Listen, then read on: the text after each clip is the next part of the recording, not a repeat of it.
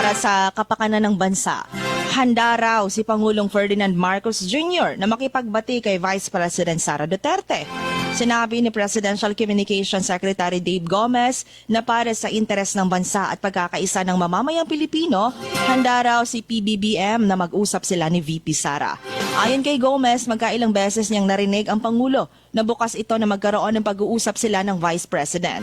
Para sa pamilyang Duterte, si PBBM ang utak kaya pinadala si dating Pangulong Duterte sa The Hague gamit ang military, pulis at buong gobyerno. Wala pang tugon si VP Sara sa alok na ito.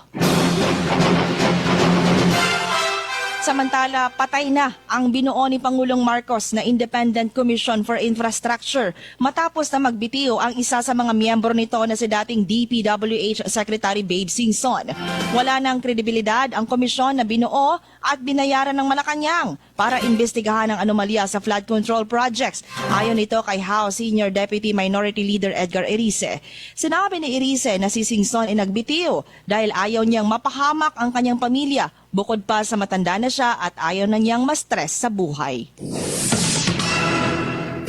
Balitang Express. Balitang Express.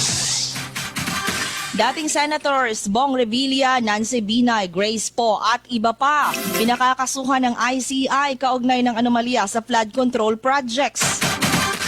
DepEd mangangailangan ng 32,000 na mga bagong guro para sa 2026.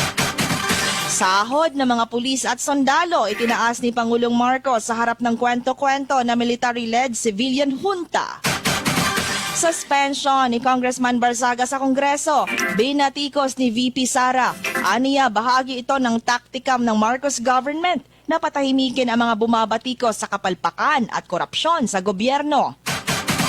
Senate President Tito Soto, kinastigo ni Senate Minority Leader Alan Peter Cayetano dahil sa kabiguan nitong tiyakin na pamangalagaan ang karapatan ni Senator Ronald Bato de la Rosa sa due process.